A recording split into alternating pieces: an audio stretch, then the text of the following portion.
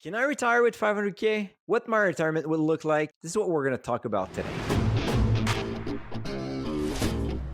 Fellow investors, bonjour. This is Mike Leroux, founder of Dividend Stocks Rocks and passionate investor. You're listening to the Dividend Guy blog podcast where I and my co-host Véronique will help you invest with more conviction so you can enjoy your retirement.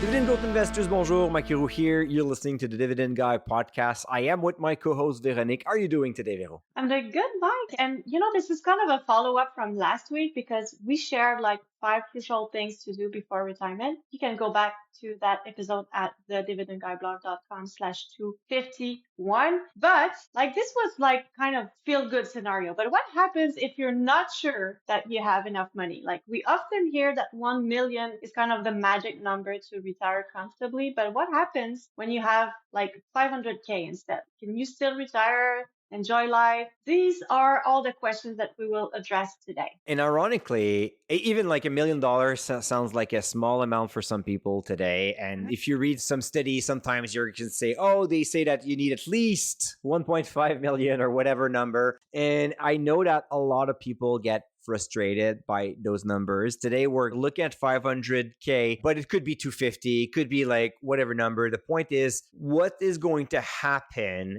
if you have to retire and you do not have enough money to do everything you wanted? And I know that because life is tough. My parents never got close to $1 million, let alone 500K. So I know exactly what it feels like. And how can you try to optimize every single part of your retirement to get the maximum out of what you have saved? Yes, you're going to talk about budgeting. We're going to talk about pension, but you can get frustrated against other people, against the world, against whatever, like, oh, I'm not in that situation. Why you keep talking about people that has so much money? But the math are the math. There's nothing else we could do. And at one point you get closer to retirement. And unfortunately, you have to look at the cold hard truth of what math are telling you.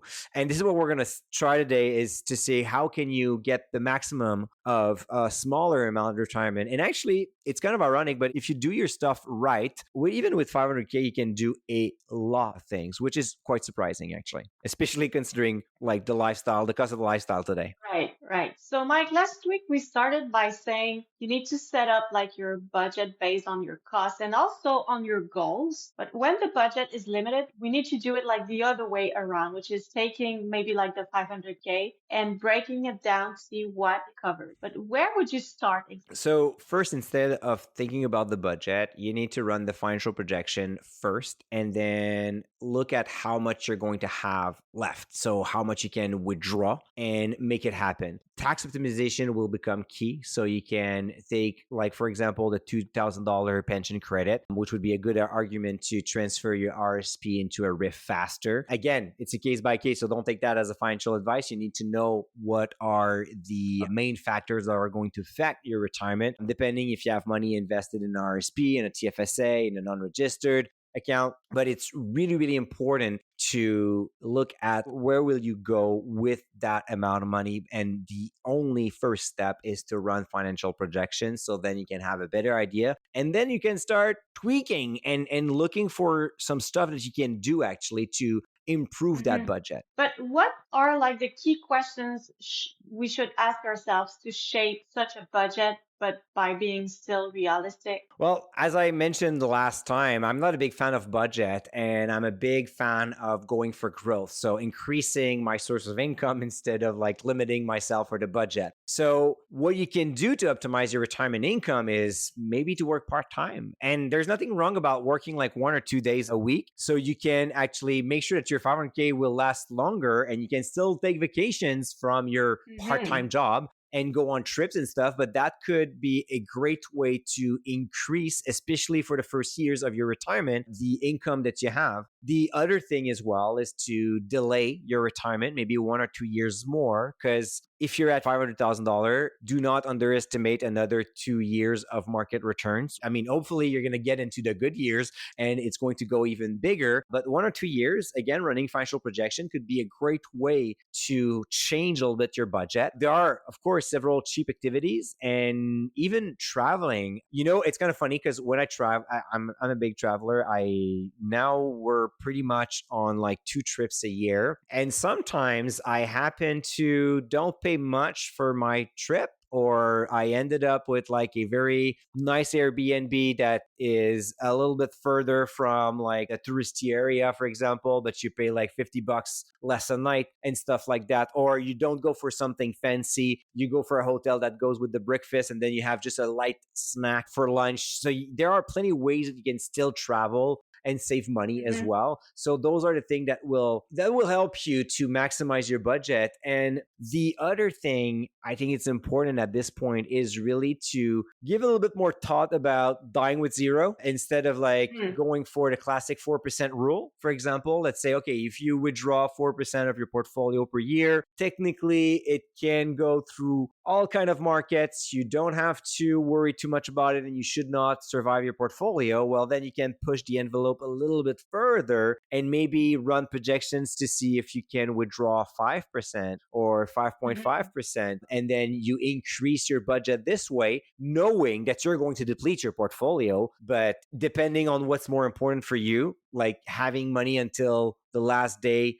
that you live, or enjoying life a little bit more. So depending, you have like, of course, tough choices to make, but those are Right. places where you can adjust. And how do taxes, CPP, and OAS factor into the math? So for CPP and OAS, for the government benefits, in this specific case, I would really wait until the last year possible. So I would postpone CPP and OAS until the age of 70. The reason is quite simple is as you postpone your government benefits, you will receive more money down the road, and that money is fully guaranteed. So if you have less money in your portfolio, the key play here is to make sure that you can last on that money until you get to CPP and OAS, maximize that benefit. So that's why retiring maybe 1 or 2 years later, adding like 1 or 2 days of work, that is going to help you take less money. And of course, with 500K, you can definitely retire at the age of 65 and live on that money for 5 years. You're still going to have a portfolio after 5 years, definitely. And then you can complement with CPP and OAS. So one way you can do it, you can see it is withdraw more at first and then kind of like make it as you had a pension plan that is synced with your CPP and OAS. So it will reduce according to the same amount in terms of withdrawals at that age. So that's going to help you a lot. But having this safe and indexed source of income going forward is definitely a source of relief. So that is definitely a point that I would do. And the other thing is like I would probably spend like I don't know, like $1, $2, $3,000 on a tax plan just to make sure that I was able to get every single dollar from tax optimization from my plan. It's really a good investment in this case because those dollars that you save on year one, you're going to keep on saving them going forward. So you're going to pay yourself with that cost very fast. And for those who own a property, would you suggest using maybe home equity or downsizing as part of the plan? Yeah, definitely. I mean, in any kind of situation, you will get to the point where you have to sell your house, right?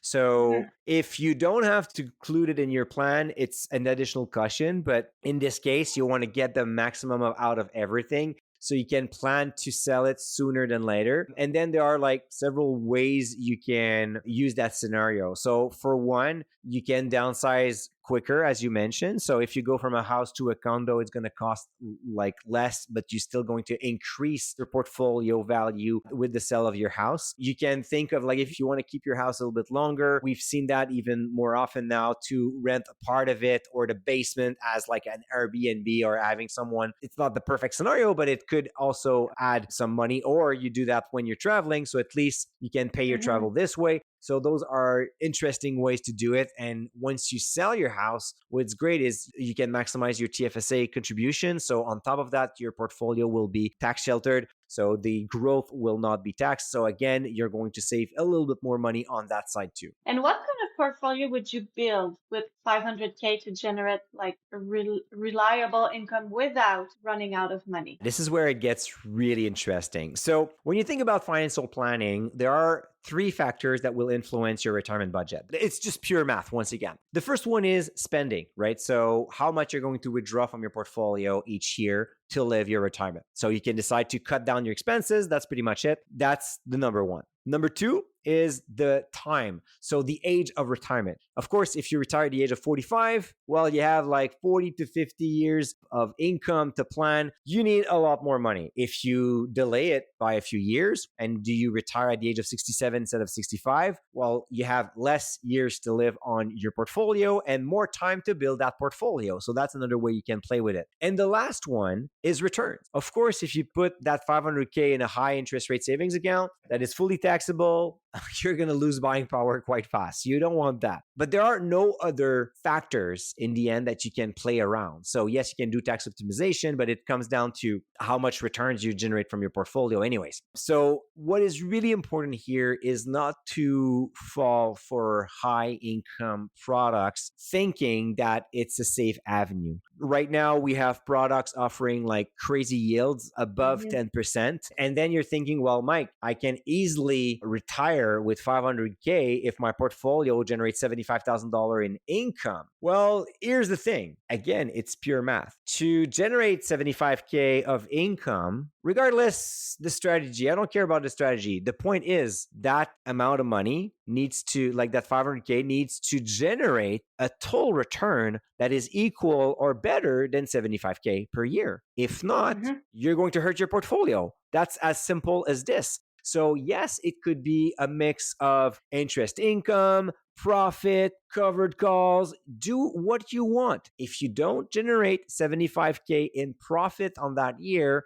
and you withdraw 75K, your portfolio is going to take a hit. And if you keep on generating 30K from your portfolio in total return and you keep on withdrawing 75K, well, you're going to run out of money very fast. And that's, again, just pure math. There's absolutely like no magic here. It's just the way it is. To be able to maintain a distribution of 25%, you must generate 25% return. If you generate 10% return on a year, your portfolio takes a hit of 15%. It's going to drop by 15%. If you do that too many years in a row, well, your portfolio is going to go down very quickly and will never be able to generate that same 25% again. And this is why when we're talking about financial planning and the withdrawing rules, we're talking about like that 4 or 5% safe rule where you will not completely deplete your portfolio by the end. This needs to be updated. Of course, that came from studies that were made in the 90s, which was great. I mean, the idea of like not depleting your portfolio totally makes sense. Now you can push the envelope probably a little bit further than 4%. So boosting a little bit more your portfolio. And the key here is more to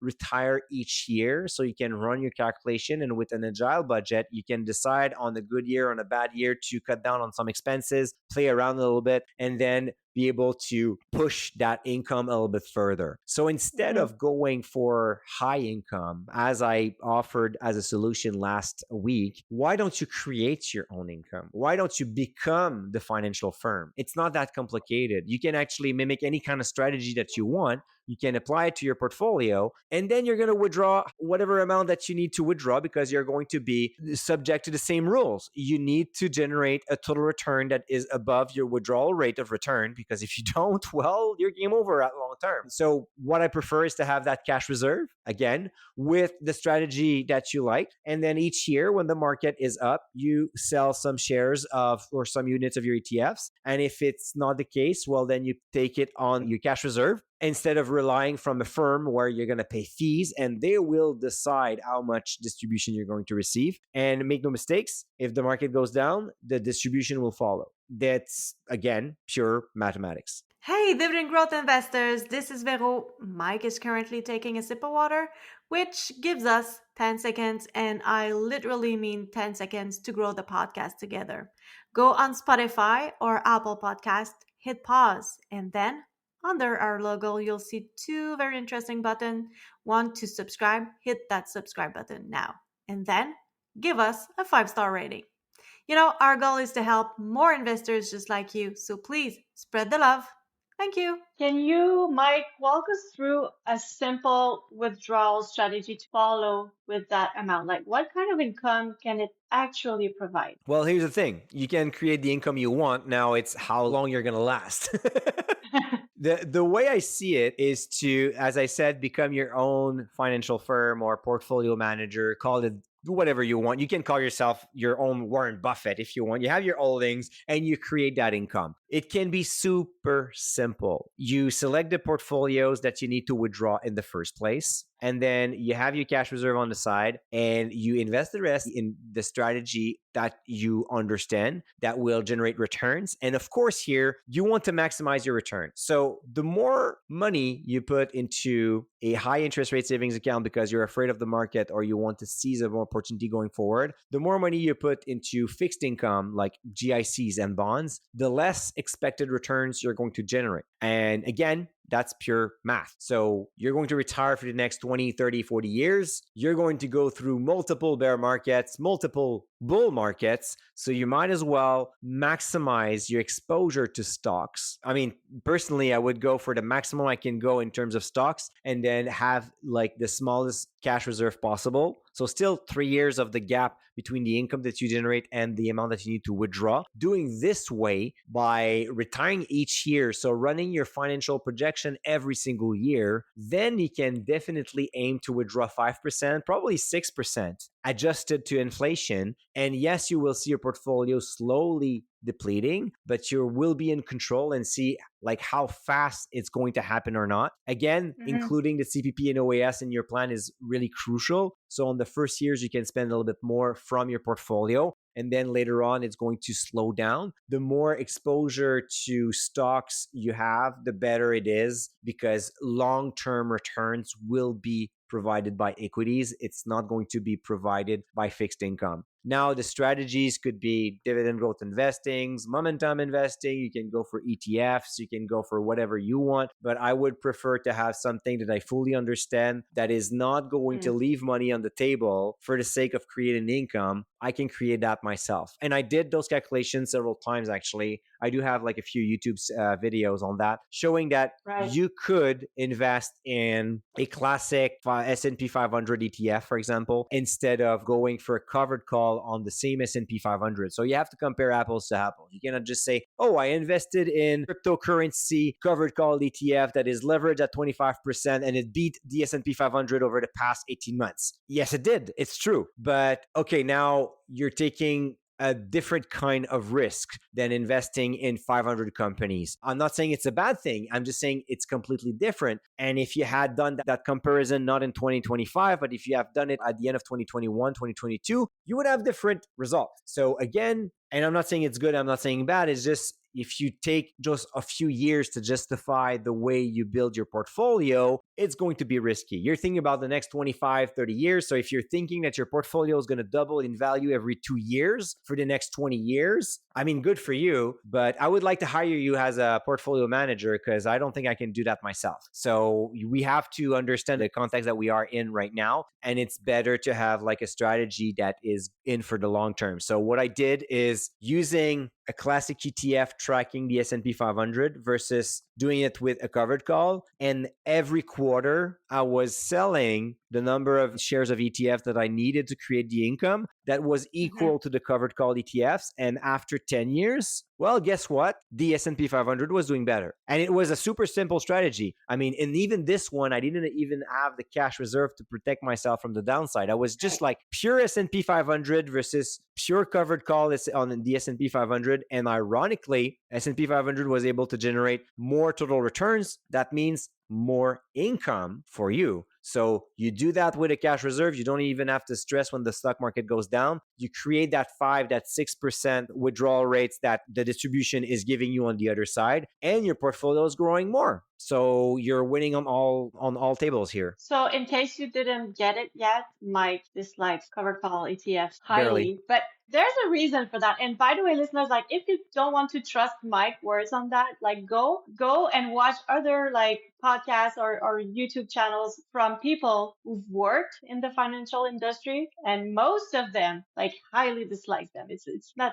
anyway. Actually, I would like to take one step further on that take, Vero, because a lot of Go people will ahead. say, yeah, but people in the financial industry, they want to sell you their stuff, so they're completely biased. I've seen that a lot. So, and you're bringing a really good point, but then they're going to go with a counter argument. So what I would suggest you do is, why don't you take a couple of hours with an Excel spreadsheet? I mean, we're talking about your retirement here. So if you're not willing to take like 3 hours and do some calculation, you're not serious about your retirement plan. Definitely not. I mean, that's just like 3 hours, an Excel spreadsheet, and then do the exercise yourself. Do the math yourself. Use a covered call ETF versus its underlying. So exactly the same thing on what they write covered calls on, because you cannot compare apple to oranges. So if you go for the S&P 500, you take a covered call ETF that goes on the S&P 500, and on the other column, you just track the S&P 500. That's it. And then on a specific date, you don't have to time the market. You just say, oh, on the first of the month or on the first trading day that you can do every quarter, you sell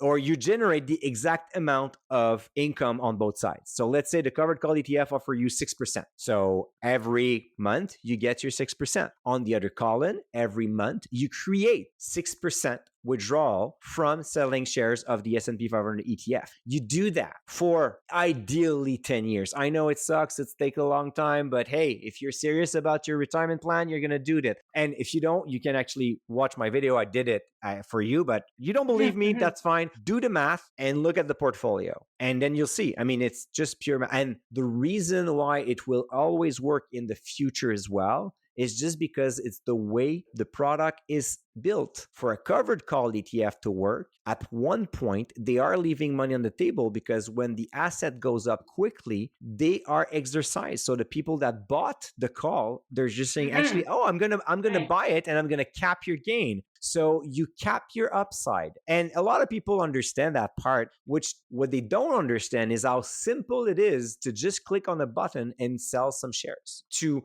create the exact same distribution that you had with the covered call. So do the math. It's going to take you 2, 3, or 4 hours. And send me an email if you want to know like which are the numbers that I'm using, or if you want my Excel spreadsheet, I'm going to send it to you. You'll see, not that complicated to do. And then you can really compare apple to apple and make the right decision for you. But I'm telling you, if you just sell to create your own income and be your own boss, you're saving on fees and you're making more money. Okay, we can continue now. Sorry for the long rant, guys. I needed to explain that. So if you'd like to watch Mike's video about covered calls, I'll put them in the show notes at thedividendguyblog.com/252. Mike, that opens the door perfectly to my next question, which is, what are the biggest mistakes people make when trying to retire with a smaller nest egg? Oh yeah, not planning enough. I mean, you got to be very curious about that. I mean, regardless of the amount, of course, it's even more important when you have a smaller amount, because your room for making mistakes is smaller. Yeah, it's smaller. So you need to plan, and you need to do it each year to be really on track and having like ends on. So that's number one. You plan every single year. This is what we say at Retirement Loop. Retire every year. So you run your calculations, you know exactly where you're going. So it's a lot easier to adjust your budget with whatever life is throwing at you. The number two, we spent enough time on it, but don't fall for income. Like, you can do it yourself. Number three, don't focus on the negative. Like, a lot of people say, oh, I wish I had worked more, or I did not have this or that chance. Or, I mean, you're stuck with whatever you have right now. This is the cards that you have. And you know what? You can do a lot with that amount. It's just a matter of like being creative and planning accordingly. There are so many things that you can do with a lower amount. Actually run those calculations with a 500K with a decent CPP and OAS, and you can live a very comfortable retirement. And once you plan it, you sell your house at one point, you're going to have a lot of fun. And by the way, like having the right mindset, like you've just mentioned, is definitely helping. And we have a bunch of like amazing retirees at Retirement Loop. They're so inspiring. Like I want to grow all just like them. If you want to be surrounded by people with a great mindset, you need to register to Retirement Loop. Okay, so what kind of lifestyle trade-offs might someone need to make to retire comfortably on 500K? So of course you're gonna have like less flexibility. Like I said earlier, you will have like a higher pressure to take CPP and OAS like later to postpone it. So even if you would like to get it first, you have to prioritize mathematics instead of your own taste. Like last week I said, well, you know what? The important part is to retire stress free and to go with strategies that you understand you're comfortable with. This time you'll have to force yourself to dig into the math a little bit further. I would say working part time is definitely a good way to improve that retirement. And on top of that, I don't see anything bad about working. I see myself working for a long while because it gives you purpose also. Having purpose at retirement is super important. So if so many people that are wealthier are doing volunteer work, well, why don't you just work and get paid a little bit? So it's going to be, I mean, it's just to have like that purpose, see people. It's actually quite positive. And you know, it's kind of funny because I train kids playing soccer and they take a great pride in working harder to achieve something. And they don't take that much pride to beat a super weak team that they should have beat anyway. So the point here is if you work a little bit more, you're also going to feel a lot better about yourself. You're going to be proud, and that's going to actually help your portfolio and help your retirement. So I see that almost as a win. And then with some tax optimization to make sure that you get every single dollar that our dear government is willing to leave on the table for you, well, then you can live comfortably. Now that we saw it can work with 500K, what changes when you have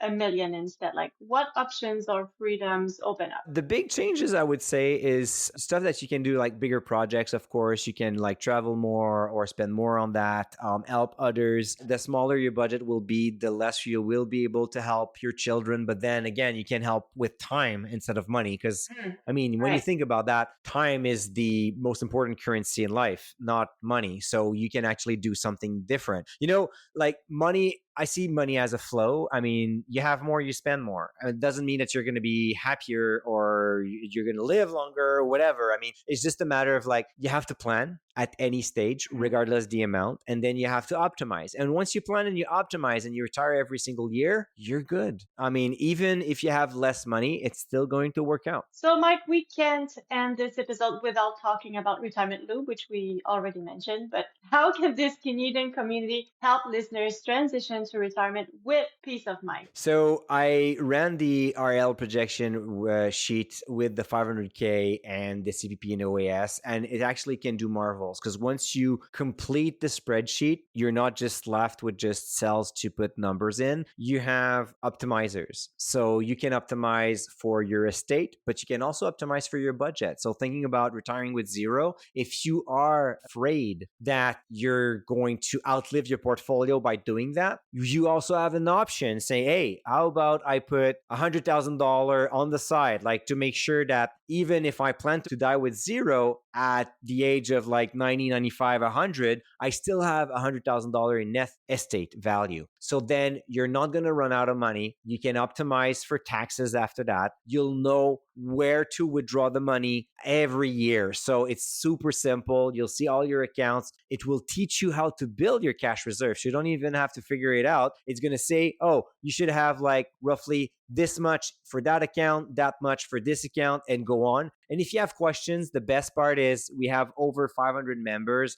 So there's a community to help you. We have the Looper show as well, where you can ask a bunch of life questions. And then we have a retirement coach that will go through your retirement spreadsheet step by step with you through a call. So you will not be left on the side or left with questions that are not answered. So it gives you full support for a fraction of the price versus paying like a $3,000 financial planner to do the complete plan. And on top of that, you'll be in full control and you'll be able to update it whenever you want, however you want. And by the way, I just need to mention that we are organizing meetups right now for Oh yeah, it's going to members be a of lot of fun. Loop So in Ontario, basically. But we're going to do other places as well. But for now, it's going to be Ontario and maybe Montreal. So anyway, like I've said, if you want to be surrounded by people just like you going through the same transitions, good way to do it. So the doors to Retirement Loop will reopen very soon. Join the waitlist now to get informed at retirementloop.ca/waitlist. By doing so, you will also get invited to our upcoming webinar and get a link to download the Canadian Retirees Guide to Income Producing Investments for free, in which Mike reviewed like 20 income products, right? 20 income products with the pros, the cons of everything. Quite complete guide. Right. So retirementloop.ca/waitlist. Thank you, Mike. It was great to see that retirement does not have to be like that hard to achieve. For our show notes and related content, visit thedividendguideblog.com/252. And this show wouldn't mean a thing without you listeners, so do not leave without hitting pause and the subscribe button. Until next week, stay invested. Stay invested. Hey, fellow investors, it's Mike here. I hope that you have enjoyed this episode. Please note that the Dividend Guide Blog podcast is at no time issuing buy or sell recommendation. Please do your own due diligence as this podcast is recorded for information and hopefully fun purposes only. Make your research, make sure you do your stuff. We're not responsible for your losses or your profit after listening to this episode. And until next one, stay invested.